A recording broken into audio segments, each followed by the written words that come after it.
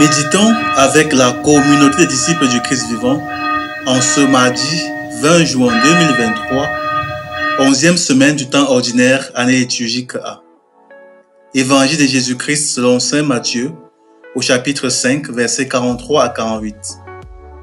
En ce temps-là, Jésus disait à ses disciples: « Vous avez appris qu'il a été dit, tu aimeras ton prochain et tu haïras ton ennemi.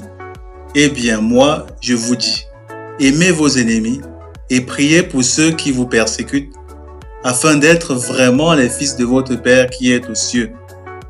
Car il fait lever son soleil sur les méchants et sur les bons. Il fait tomber la pluie sur les justes et sur les injustes. En effet, si vous aimez ceux qui vous aiment, quelle récompense méritez-vous? Les publicains eux-mêmes n'en font-ils pas autant? Et si vous ne saluez que vos frères, que faites-vous d'extraordinaire?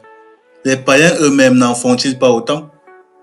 Vous donc, vous serez parfaits, comme votre Père céleste est parfait. » Acclamons la parole de Dieu. Méditation. Frères et sœurs en Christ, que la grâce de notre Seigneur Jésus-Christ abonde dans chacune de nos vies. Dans la suite de l'évangile d'hier, le Seigneur nous pousse encore plus dans nos retranchements. Il nous invite à aimer nos ennemis. Et nous avons raison de nous demander comment aimer quelqu'un qui nous veut du mal, qui nous fait du mal, qui nous persécute. Dans ce texte, quelques éléments ressortent qui peuvent nous aider à aimer nos ennemis comme le Seigneur nous le demande. Premièrement, il nous demande de prier pour eux. Nous devons prier pour ceux qui nous persécutent. Il ne s'agit pas de prier pour que le feu descende sur eux et les extermine, mais de prier pour qu'ils se convertissent, qu'ils ouvrent les yeux et se rendent compte du mal qu'ils font, qu'ils reviennent à Dieu et cessent tout ce mal. Nous pouvons aussi prier pour leurs familles, qui sont probablement aussi victimes que nous, pour leurs enfants, afin que le mal qu'ils font ne retombe pas sur eux. Deuxièmement, nous pouvons leur pardonner. Le Seigneur nous dit que nous devons pardonner 77 fois 7 fois, c'est-à-dire toujours. Nous devons leur accorder notre pardon, même s'ils ne nous l'ont pas demandé. Nous devons être miséricordieux envers eux et nous dire que seul Dieu connaît ce qui les a poussés à devenir ce qu'ils sont devenus. Leur pardonner, c'est aussi ne pas leur vouloir du mal.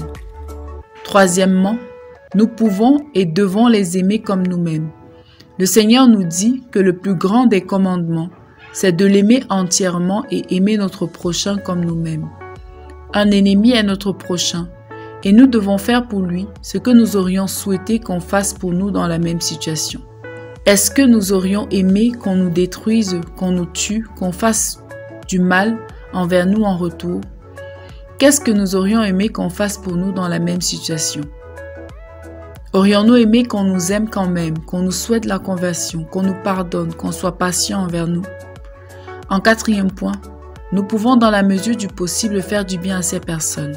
Nous pouvons par exemple, au lieu de les calomnier, parler du peu de positif qu'il y a en eux, leur donner à manger s'ils ont faim, du logement si jamais ils en ont besoin et que nous pouvons les aider. Nous pouvons aussi faire du bien à leurs enfants, à leurs proches, leur concéder des choses qu'ils réclament dans la mesure du possible. Leur faire le bien qu'ils ne semblent pas mériter. C'est l'amour qui guérit et transforme l'homme. Enfin, nous ne devons pas les aimer au point de cautionner leurs fautes, de subir le mal qu'ils font sans les pousser à en assumer les conséquences, sans les arrêter pour que d'autres ne soient pas des victimes. Il s'agit ici de les pousser à assumer les conséquences de leurs actes, non dans un désir de vengeance ou de les anéantir, mais dans le but de les aider à assumer les conséquences de leurs actes et de les empêcher de s'enfoncer davantage en faisant plus de mal. Il faut alors les dénoncer. Par exemple, dénoncer ceux qui abusent sexuellement, qui ont agressé physiquement ou qui ont porté atteinte à l'intégrité physique et morale, afin qu'ils ne puissent pas récidiver et avoir une chance de s'amender et de changer. Aimer l'autre, c'est aussi le laisser être sanctionné. Et il faut beaucoup d'amour pour le faire dans le respect et la dignité de l'autre et sans aucun sentiment mauvais. L'amour des ennemis n'est possible que si nous voulons ressembler à Dieu. Si notre désir profond est d'être en communion parfaite avec lui, d'être comme lui amour. C'est lui qui nous rend capables, même lorsque nous sommes profondément blessés, d'avoir encore de l'attention, de l'amour et de la considération pour nos bourreaux. Demandons au Seigneur la grâce d'aimer nos ennemis. Prions.